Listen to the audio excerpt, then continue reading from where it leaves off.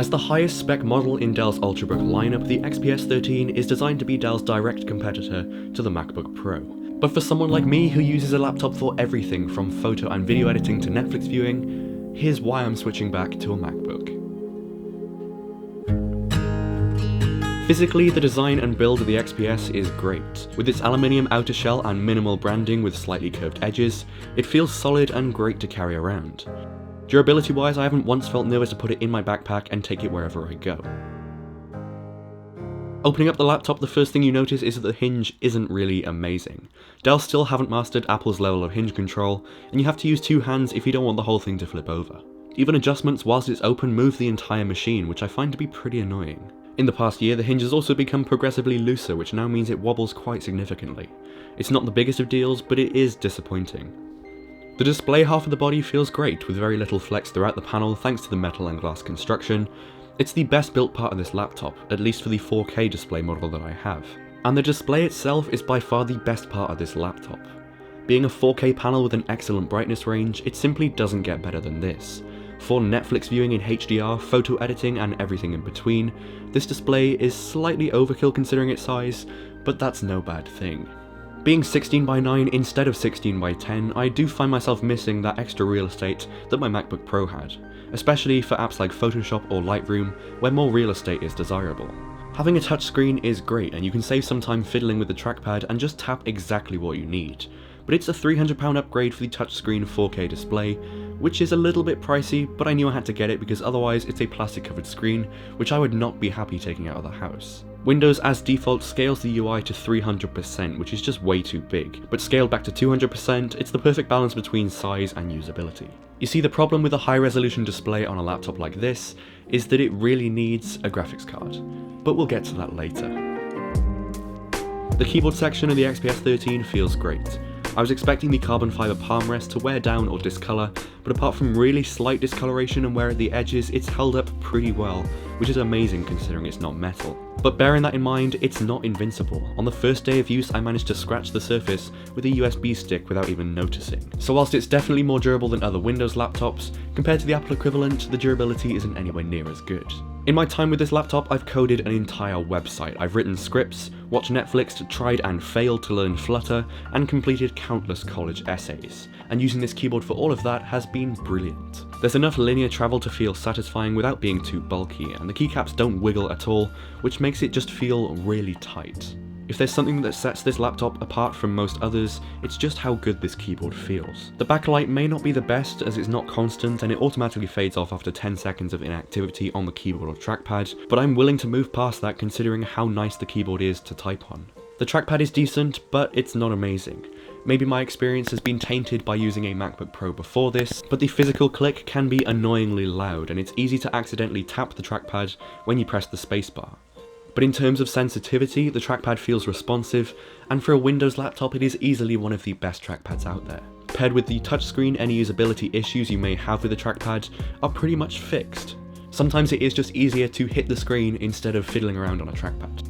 A fingerprint-enabled power button is a great way to unlock your laptop. Even if it takes a little while to initialize on a fresh boot, it's especially useful if you're on the go and just closing and opening the lid. You also have facial recognition capabilities for Windows Hello, and this is another great feature that can be found on most Windows Ultrabooks.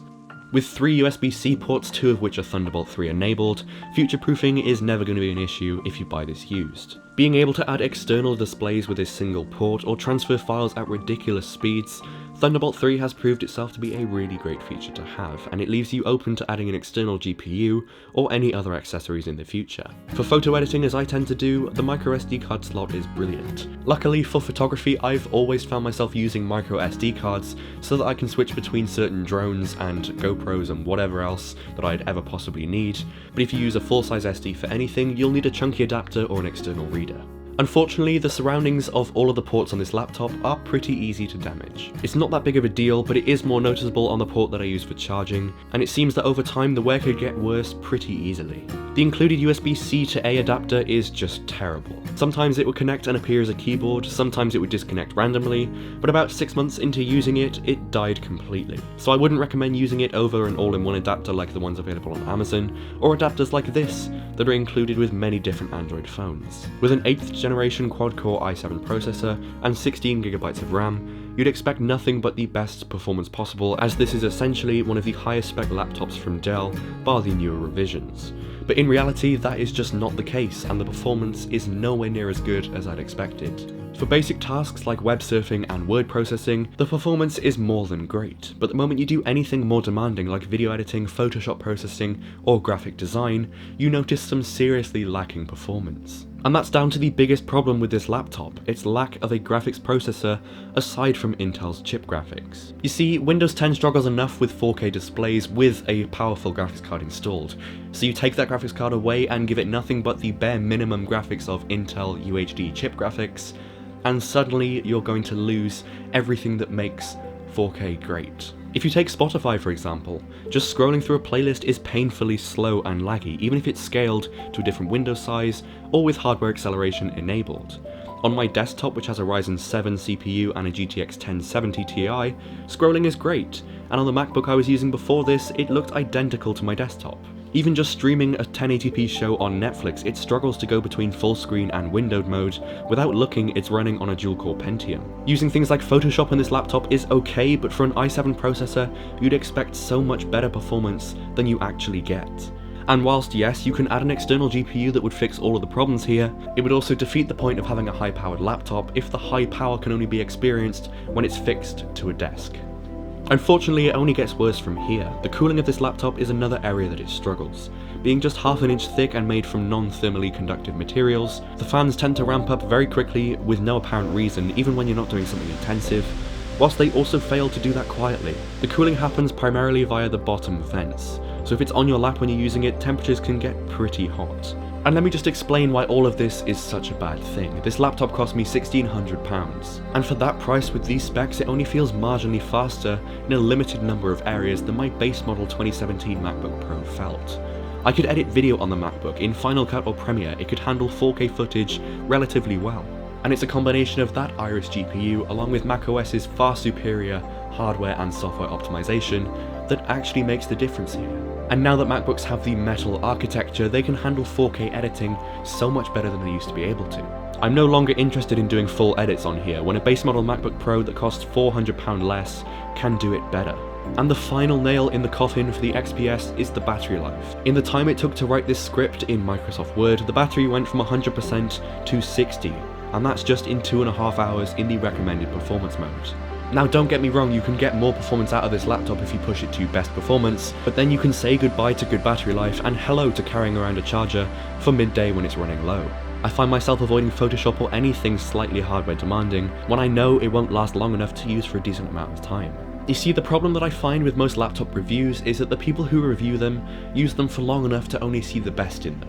Before making the purchase on this laptop, I watched reviews from Linus Tech Tips, Dave2D, and so many other people, and in the time that they use them, which is, let's be honest, maximum 4 weeks, they see the best side of this laptop. I thought it would be a like-for-like replacement of a MacBook Pro, so I bought a higher model to compensate for the poor optimization of Windows.